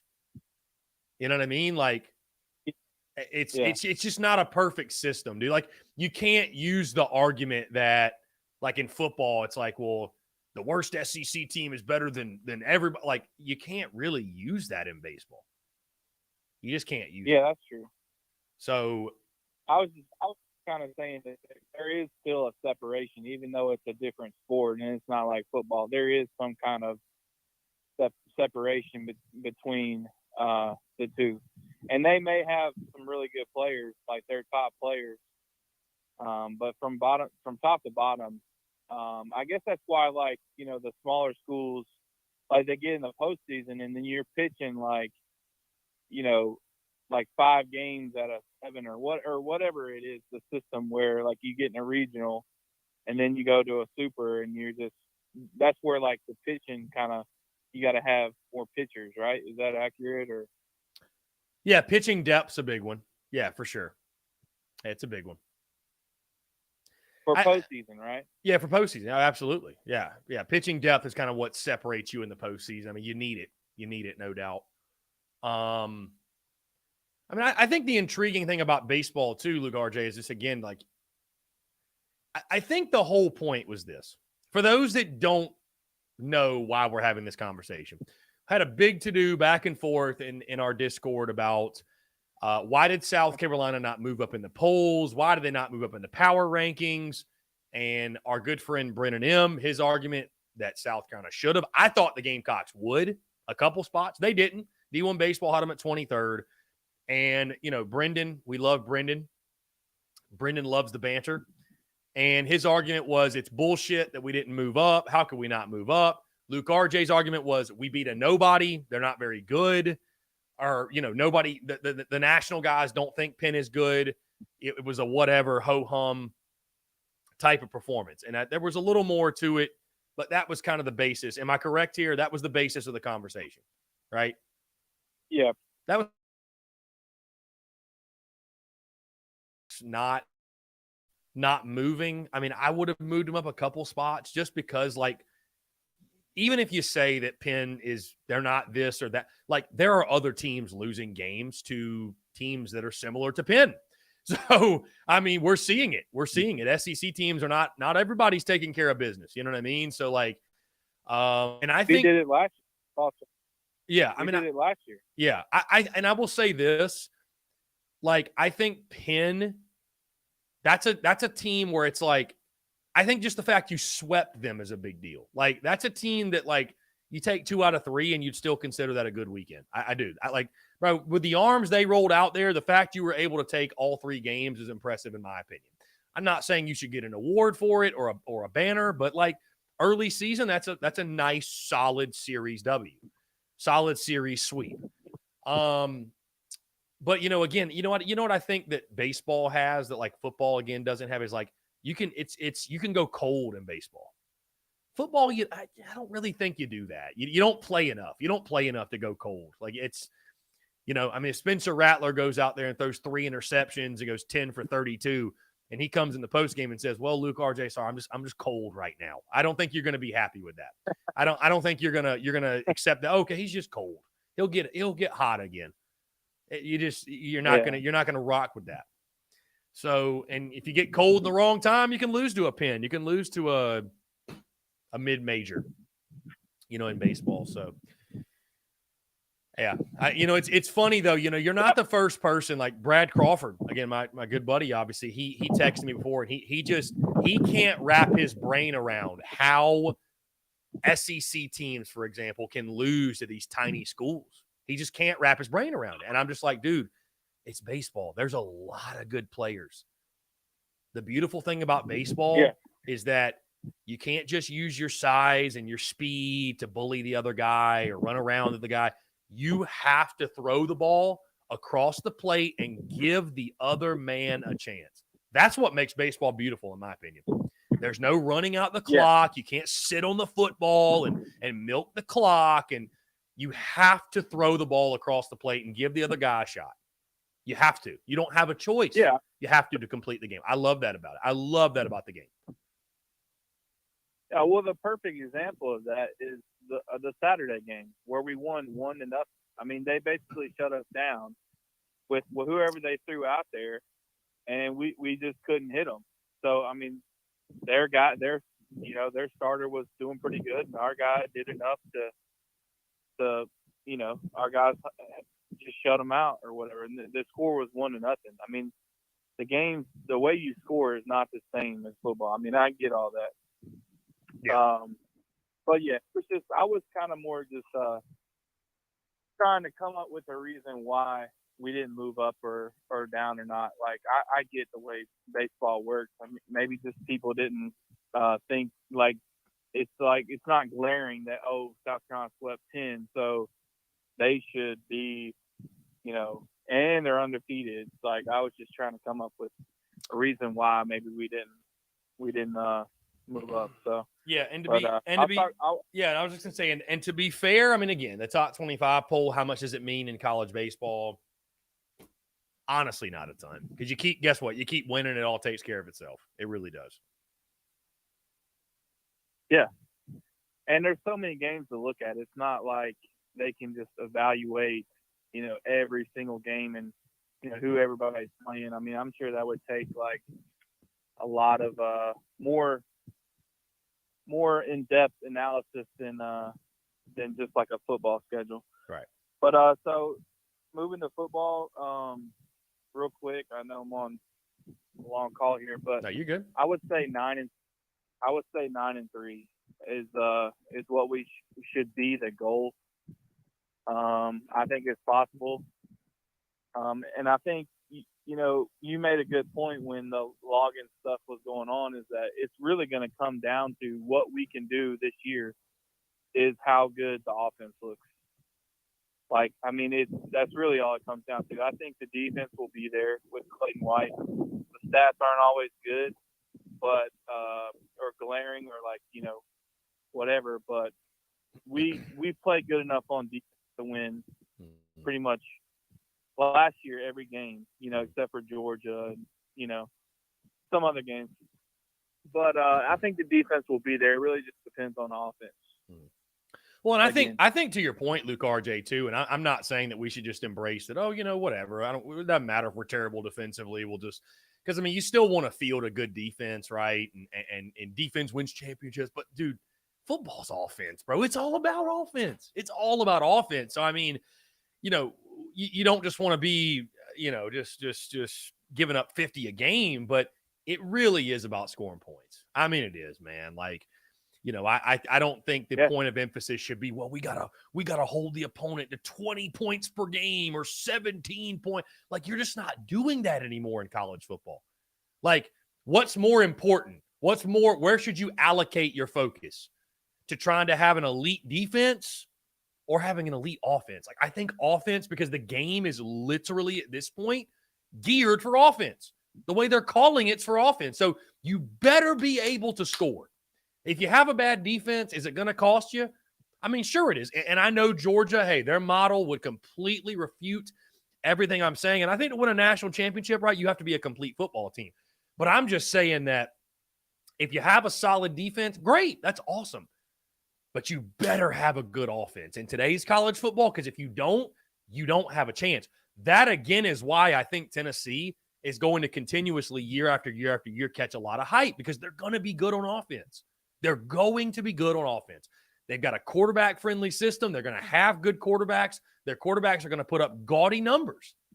So they're going to have a good chance to have a good season, because if you have a good offense, you're going to have probably a pretty good season.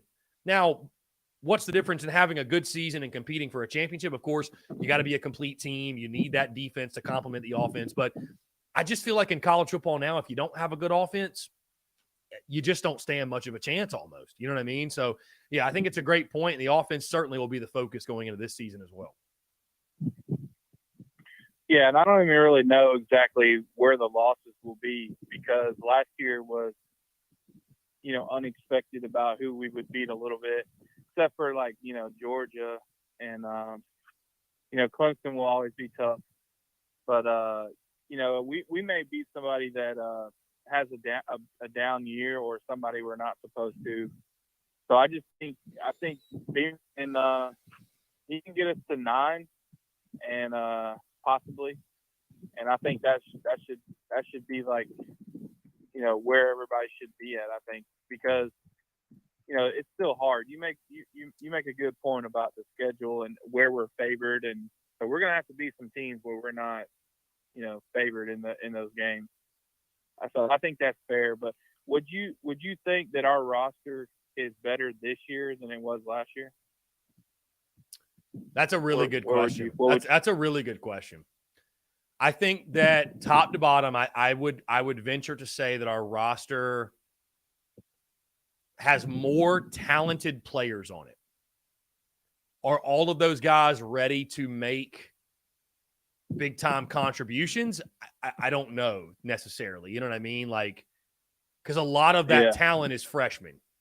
And so, like, obviously Nicholas Harbor is going to play, but, like, is Big Tree going to play? Is Trovon Bowe going to play? Are those other offensive linemen? How many of those defensive linemen are going to play? Is Desmond Umeozulu, like, how many of those guys are going to play? So I think this year's team probably has more talent top to bottom. Does it have more talent that's actually going to contribute? I guess that's the question. I mean, I think our roster is actually pretty similar, to be honest with you. Because the guys you lost to the portal. I mean, the portal killed you, man. The portal killed you. The portal giveth and it taketh away, but it killed you. I mean, let's just call it for what it is. I mean, I know that, it's funny when their Gamecocks fans want to praise them and say, just they're the best ever. And then when they leave, like, well, they weren't that good anyways. So it's like, which one are they? So like, you lose Jordan Birch, you lose Marshawn Lloyd. I know Jaheim Bell, we feel some type of way standing on business, but you lose him too. I mean, how much of an impact does it make, I guess? I mean, thankfully you get Jordan Strachan on the edge back from injury, but I don't know. I mean, I think we're comparable. I'm a little nervous about the defense, to be totally honest with you. I think week 1 is going to be really interesting with UNC and their offensive attack. And I know Drake may look like crap in the season, but that's going to be a game I think you probably need to score in the 30s for sure, maybe a really fun football game, back and forth, shootout type of game. So, but anytime, man, listen, anytime you lose the type of talent you lost on defense, it's going to be a storyline, and it'll be interesting to see if they can replace them. But and then on the offensive side, you still have questions there. I know you add, by the way, Trey Knox. I don't want to leave him out. That was I think you replaced Jaheim Bell with Knox, and I think we feel good about that replacement. But I think you still need to find wide receiver 2. I think you still need to find your running back. It's you need to find your solid 5 up front. So, but I mean, there's questions every year. I mean, I'm not trying to sit here and say that. I just like to present all sides of it. You know what I mean? Positive, the questions, and then you go from there. So, but I agree with you on this front. 9-3 should absolutely be the goal. Absolutely. I think 8-4 is still a good year. I think anything less than 8-4, you start reaching disappointment territory. And obviously anything 9-3 or better, I would say is a great year. Yeah. I mean, Beamer he won with the roster he had the first year. He won with the roster he had the second year. You got to think maybe just if the roster is even or better or whatever, just 3 years in the program, the leaders in the locker room, you got to think maybe that he can make it happen again just with that playing a factor. Mm-hmm. People in the program longer and he just finds a way, man. Mm-hmm. So that's what I'm thinking. But we're gonna find out, and it's hopefully it'll be fun to watch spring ball because a lot of new players are gonna get a chance. So yes, it will. Definitely yes, it will. Yeah, got a lot of young guys, I think, especially on that defensive front, that are going to have to step up, make a contribution immediately, no doubt. All right, Chris. Luke RJ, you're the man. I appreciate the call, my friend. Great stuff. All right, take care. All right. Great stuff from Luke RJ, guys. We're going to roll through the end of the show. No break. We just got 7 minutes to go. I appreciate Luke RJ. It's always a great conversation with Luke. And, yeah, so Travis says, is Harbor a day 1 starter at wide receiver next year? I think so. Is he technically listed as a starter? I don't know, Trevor, but he's going to play. He's going to play. I don't see any scenario in which he doesn't. I'd be shocked if he didn't. So let's jump to the phone lines here. Scotty. Scotty, what's up, man? How are you? Good, man. How are you? I'm feeling pretty good, man. Appreciate you asking. What's going on? Man, so I was just going to get Luke RJ's point about the whole baseball thing or, the Penn series or whatever. Mm-hmm. I personally thought we were going to be, we're a couple of spots. But to the whole, standpoint as to, why we didn't or whatever else, and you were explaining different things, I'm just going to put this analogy out there, and I think you'll 110% agree with me. But, if you go on the football perspective, most of the time your recruits are coming from, 5A high schools up to your 7, 8A high schools. And those are where, those players go to SEC caliber schools. Baseball is a little different. With football, you go to all these camps. With baseball, you go to all these perfect game or PBR tournaments, and that's how you get noticed. I've known guys that come from Christian schools, private schools, from 3A high schools. Of course they come from big time schools as well, but that's what makes baseball so different is you get guys from lower level high schools based on their talent. Like you look at the running back we got from Newberry, you know, he's a graduate. He had to go to a Division II school. He had to break all these records to then get an SEC opportunity. I know guys in baseball that go straight to JUCO when they graduate. They go play 1 year JUCO, and now they're in an SEC caliber school in baseball. And that's just like, in my opinion, what makes baseball so differently. And like you look at the pros, like you got, you know, guys that come from lower level high schools or lower level colleges that are MLB All-Stars.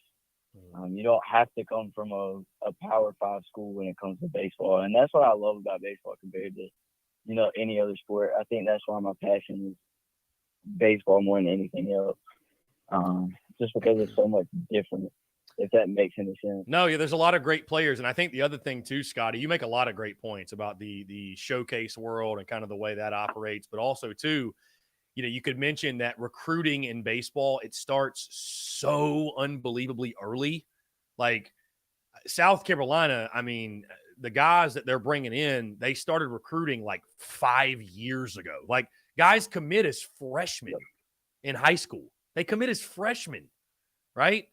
That's not the case in football. Like, and so you've got guys that are late bloomers as juniors and as seniors maybe that, you know, these SEC schools, they're filled up. You know what I mean? Like they've been recruiting guys they're going to bring in since they were literally in like 8th grade, some of them. It's crazy. It's crazy. You know, so like that too. Yeah. And some guys slip through the cracks. Some guys are late bloomers, right? Some guys have a crazy growth spurt and, you know, their junior year, they're throwing 81, 82, and then all of a sudden their senior year, they're throwing 94. It's like, it doesn't make any sense, but it happens in baseball, man. It does. It happens. It happens. And so like not everybody can go D1. That's okay. But that's how, you know, again, speaking of Luke RJ and everybody else who maybe doesn't understand, that's how a team like Penn can have good play. Like that's how these mid-majors can have good players. You know, or you're a school like East Carolina where it's like, bro, we're competing against you directly. Like we're just a good program. We're Coastal Carolina. Like we're just a good program. We can just go recruit the same way you can. But like some other schools, like, I mean, you know, it's not, listen, it's not perfect in this instance. If South Carolina played Newberry in football 100 times, South Carolina would win 100 times. They'd win every single one of them. I feel confident saying that. If South Carolina played Newberry in baseball 100 times, South Carolina would not win 100 times. They wouldn't. They just wouldn't. The game's too random. And Newberry's got like good players. I mean, you know what I'm saying? So like it's the parity in baseball exists much greater than any other sport. Definitely. And I mean, to your point, like a guy that you'll probably hear this weekend, to be honest, because he plays for Clemson, but one of my good buddies coming through high school, Tristan Smith, you know, his first offer was from South Carolina, I think our freshman year of high school. And he was, you know, he's a lefty. And so, like, here's the other thing that, like, I will point out. What separates Division I and Division II of baseball, hitting-wise, is you can go backside to the long ball. You know, Division II is a lot of pull-side guys. Look at Gavin Cassis. He did it to Queens last week. He takes, you know, a curveball right around the shin and takes it halfway up the bleachers in left field. He goes backside with the long ball. That's what separates Division I and Division II when it comes to baseball. But you look at the pitching side, I mean, like, they recruit a whole lot younger, but that's because with baseball, you've got all these showcase things that you get to go to instead of just going to college camp, so to speak, for football. That's kind of what separates baseball and football, and that's why I love it, because, you know, and injuries are a big deal. Like, and I know that, you know, coaches realize that at the college level that these guys can get hurt or whatever else, but I mean, that's what I love about baseball, dude. It's so good. I mean, you look at last year, like, because we lost all these midweek games, like you look at Xavier, they beat us 15 to like 6 or 7. PC beat us. Upstate beat us. The Citadel beat us. Like UNC Greensboro beat us opening weekend last year. Like you look at schools like that, they have the ability to go and beat Power 5 schools when it comes to baseball because there's a lot of local talent when it comes to baseball, more than there is a lot of local talent when it comes to football. And that's kind of the difference. But I know it is 2 o'clock, and I know you're wanting to get off of here, so I am going to let you go. But I was just going to throw a few of those points out as to why, we didn't necessarily move up, or why it's a little different from, these Ivy League schools, or, whatever type of schools compared to SEC or Power 5 schools when it comes to baseball. I was just going to throw a few of those points out there because I'm around that stuff day in and day out with my age. And a lot of my friends go through the same stuff. So, I was just going to throw that out, and hopefully a little eye-opener to everybody that was, in that discussion last night or whatever else. But you're wanting stuff to do. So go enjoy the hot day, man. It feels great out here. We love this type of weather. It feels like baseball weather now. Yeah. No, Scotty, I appreciate the call, man. It's great stuff, great insight, and valuable insight for sure, my friend. I appreciate it. Definitely. Have a good one, man. Great stuff from Scotty Griffin. Yeah, great way to end the show, man. Also, I appreciate it. I love the banter. I encourage y'all to keep calling in. Obviously, I don't know at this point if y'all need the encouragement, but dude, I love it. I love it. The beauty's in the banter. Truly, I love the conversation, love the back and forth, and that's the beauty of this show of the Daily Crow. Is I don't know if you guys really,